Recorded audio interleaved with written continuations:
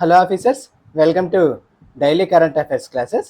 ఈరోజు మనం కరెంట్ అఫైర్స్లో భాగంగా Venus orbiter mission, black carbon, atoms for food, unified genomic chip, అంతరించిపోయిన కీ పక్షులు, ప్రపంచ వ్యూహాత్మక సంసిద్ధత మరియు ప్రతిస్పందన ప్రణాళిక, ఈ 6 టాపిక్ల గురించి కూడా ఈరోజు మనం క్లియర్గా తెలుసుకుందాం.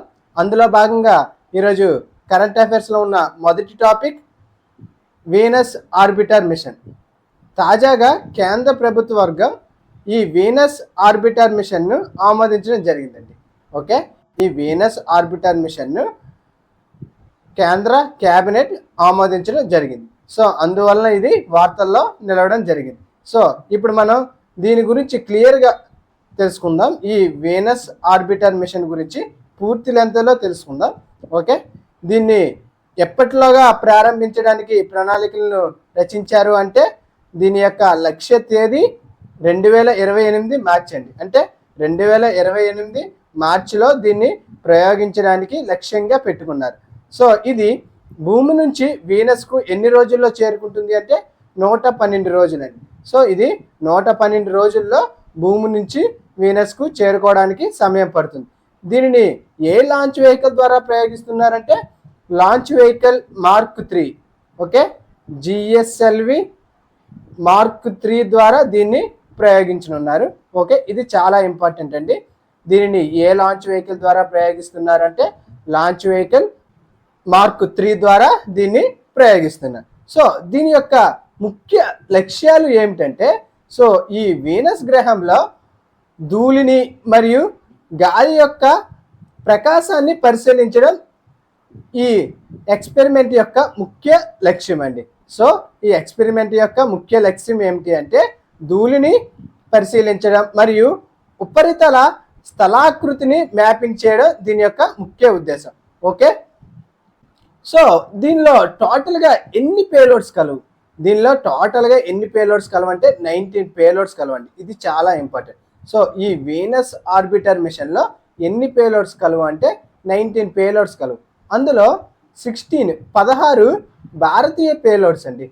ఈ 16 కూడా భారతీయ పేలోడ్స్ మరియు 2 అనేవి అంతర్జాతీయ కొలాబరేషన్తో 2 పేలోడ్స్ను తయారు చేస్తున్నాయి మరియు ఒకటి డైరెక్ట్గా ఇంటర్నేషనల్ నుంచి తీసుకోవడం జరిగిందండి. సో ఈ 19 పేలోడ్స్ అనేవి ఈ వీనస్ ఆర్బిటర్ మిషన్లో కలవండి. ఇది చాలా ఇంపార్టెంట్.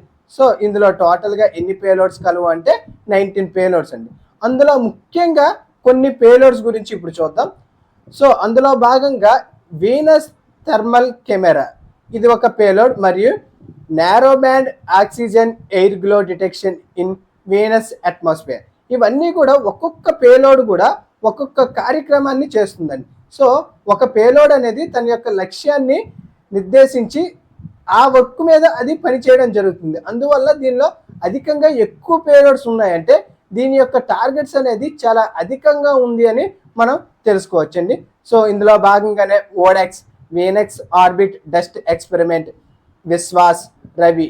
సో ఎగ్జామ్ పర్స్పెక్టివ్లో లోపల ఉన్న పేలోడ్స్ని అడగకపోవచ్చేమో కానీ టోటల్గా ఇందులో ఎన్ని పేలోడ్స్ ఉన్నాయి అని అడిగే ఛాన్స్ మాత్రం ఖచ్చితంగా ఉంటుందండి. ఎందుకంటే ఇది కంటిన్యూస్గా కూడా వార్తల్లో నిలవడం జరుగుతుంది మరియు ఇండియన్ యొక్క ఫ్యూచర్ మిషన్లో ఇది చాలా ఇంపార్టెంట్ మిషన్ కాబట్టి దీని గురించి మనం కొంచెం ఇన్డెప్త్గానే తెలుసుకోవాలి. ఓకే, ఇందులో టోటల్గా ఎన్ని పేలోడ్స్ కలవు అంటే 19 పేలోడ్స్ కలవు. సో దీనికి రిలేటెడ్గా ప్రపంచంలో ఈ వీనస్ ఉపగ్రహానిపై చేసిన పరిశోధనలు తెలుసుకుందాం అండి. సో ఈ వీనస్ గ్రహానిపై చేసిన పరిశోధనలో మొదటిగా నాసా యొక్క పయోనీర్ వీనస్.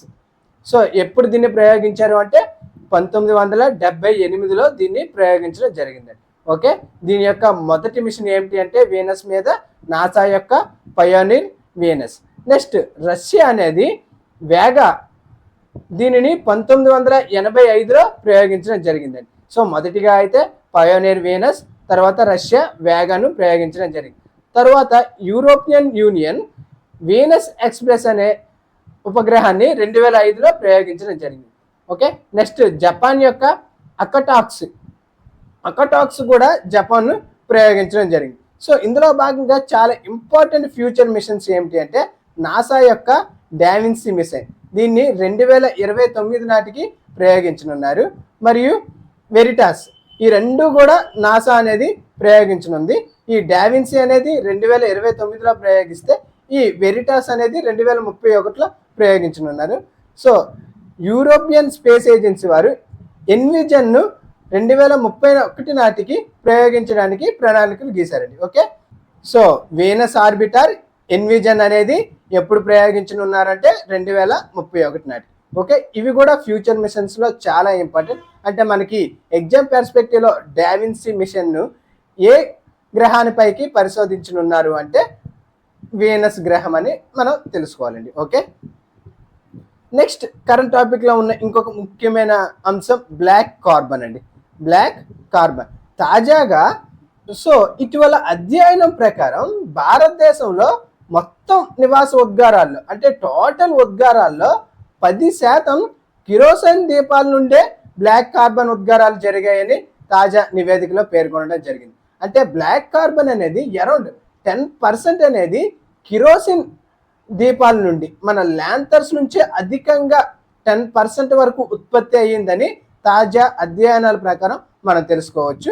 సో దీనికి రిలేటెడ్గా మనం ఈ బ్లాక్ కార్బన్ అంటే ఏంటి, దీని యొక్క జీవితకాలం టోటల్గా తెలుసుకుందాం. ఓకే, బ్లాక్ కార్బన్ను సాధారణంగా సూత్, SOOT, సూత్ లేదా మసి అని కూడా అంటారండి. సో ఇది సూత్ లేదా మసి అని కూడా పిలవడం జరుగుతుంది. ఇది పర్టికులర్ మ్యాటర్ PM2.5 యొక్క భాగంగా పేర్కొనడం జరుగుతుందండి. సో దీనిని PM2.5 కాలుష్యంగా కూడా పేర్కొనడం జరుగుతుంది.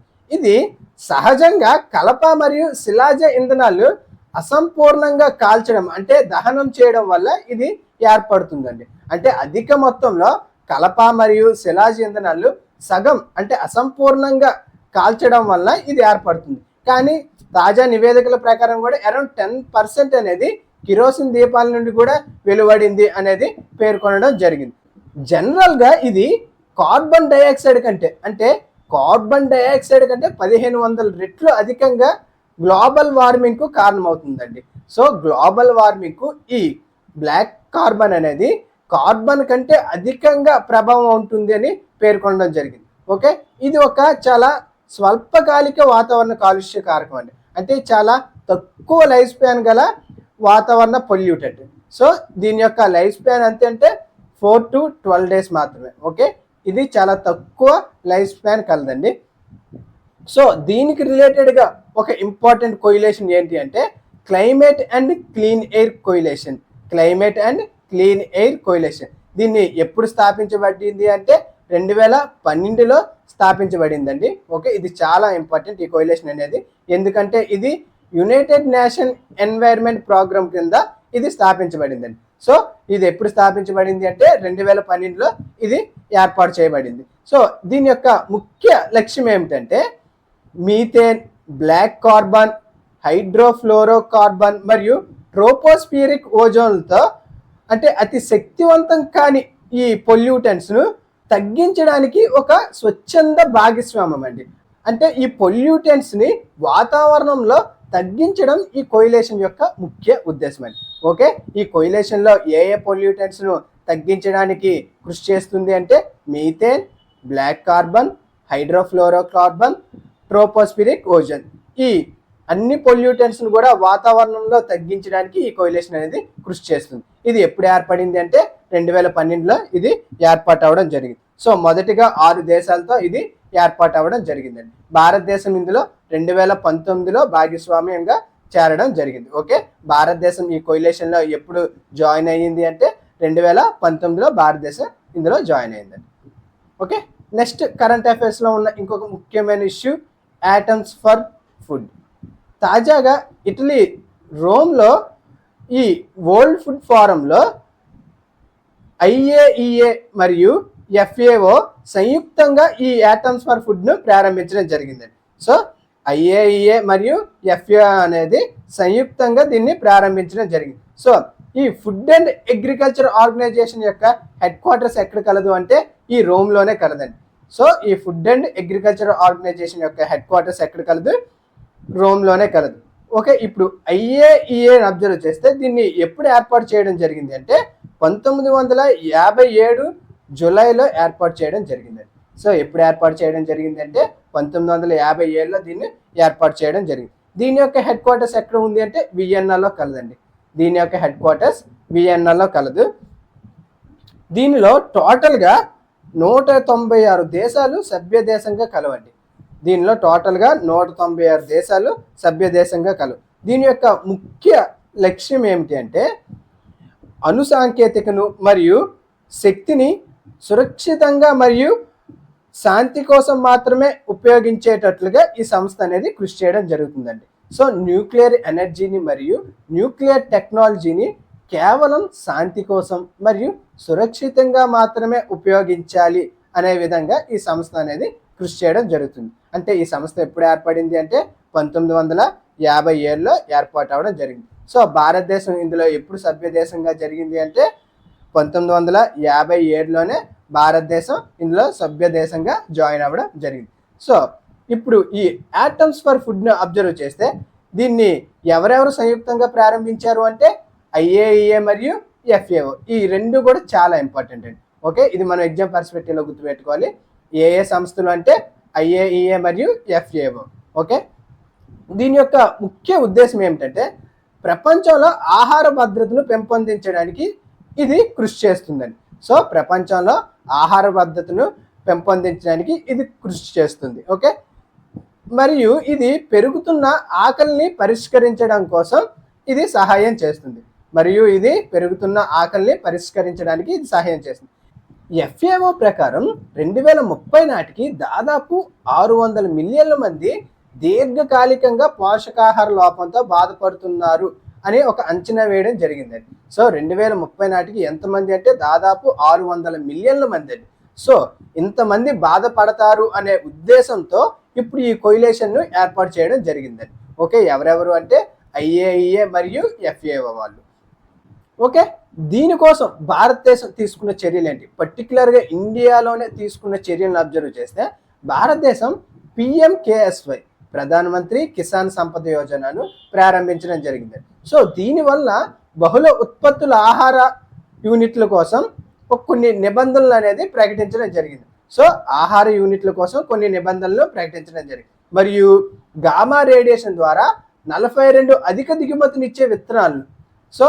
దిగుమతినిచ్చే విత్తనాలను తయారు చేయడంలో భారతదేశం అనేది కృషి చేస్తుంది. మరియు బాబా అటామిక్ అండ్ రీసెర్చ్ సెంటర్ వారు మహారాష్ట్రలోని వాషి మరియు నాసిక్లో 2 ప్రధాన వికిరణ కేంద్రాలను ఏర్పాటు చేయడం జరిగింది. ఎవరు అంటే బార్క్ వాళ్ళండి. ఎక్కడ అంటే మహారాష్ట్ర. సో దీనికి రిలేటెడ్గా ఈ రెండు కూడా కొంచెం ఇంపార్టెంట్.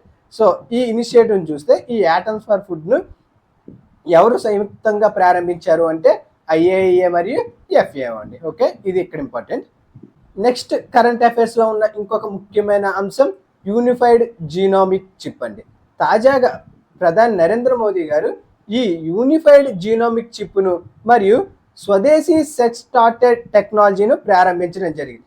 సో దీని యొక్క ముఖ్య లక్ష్యం ఏమిటి అంటే అధిక నాణ్యత గల పశువులను ముందుగానే గుర్తించడం. సో ఈ చిప్స్ అనేవి పశువులకు అమర్చడం జరుగుతుందండి. సో ఈ చిప్స్ అనేవి పశువుల యొక్క బిహేవియర్ను అనాలిసిస్ చేయడంలో ఉపయోగపడుతుందండి. సో ఇది అధిక నాణ్యత గల పశువులను ముందుగానే గుర్తించడంతో రైతులకు చాలా సహాయం అవుతుందని ఉద్దేశంతో ఈ యూనిఫైడ్ జీనోమిక్ చిప్ను ప్రారంభించడం జరిగిందండి. సో ఇది ఏ మినిస్ట్రీ ఆధ్వర్యంలో పనిచేస్తుందంటే పశుసంవర్ధక మరియు పాడి పరిశ్రమ శాఖ అండి. ఏ మినిస్ట్రీ అంటే పశుసంవర్ధక మరియు పాడి పరిశ్రమ శాఖ. ఇందులో 2 వెర్షన్ల చిప్స్ కలవండి. అది పశువుల కోసం అయితే గౌ చిప్, అదే గేదె కోసం అయితే మహిష్ చిప్ అండి. సో 2 రకాల చిప్స్ను ఇది ప్రారంభించడం జరిగింది. ఓకే, ఇది ప్రధాని మోదీ గారు ప్రారంభించడం వల్ల ఇది మనం కొంచెం ఎగ్జామ్ పర్స్పెక్టివ్లో గుర్తుపెట్టుకోవాలండి. ఓకే, ఈ యూనిఫైడ్ జీనోమిక్ చిప్ అదే పశువుల కోసం అయితే గౌ చిప్, గేదె కోసం అయితే మహిష్ చిప్. నెక్స్ట్ కరెంట్ అఫైర్స్లో ఉన్న ఇంకొక ముఖ్యమైన అంశం అంతరించిపోయిన కీ పక్షుల కోసం కొంత నివేదికను అనేది ప్రచురించడం జరిగింది. సో ఎవరు ఈ నివేదికను ఇచ్చారంటే యూనివర్సిటీ ఆఫ్ బర్మింగ్హామ్. సో ఈ యూనివర్సిటీ ఆఫ్ బర్మింగ్హామ్ అనేది అంతరించిపోయిన కీ పక్షుల కోసం కొన్ని నివేదికలను ప్రచురించడం జరిగిందండి. సో అందులో భాగంగానే డోడో మారిషస్ అనేది 16వ శతాబ్దంలోనే అంతరించిపోయింది. ఎపియోర్నిసిస్ మ్యాక్సిమస్ ఇది మడగాస్కర్లో కలదు, మరియు కాయ్ హవాయి పక్షి, మరియు మోవా పక్షి న్యూజిలాండ్.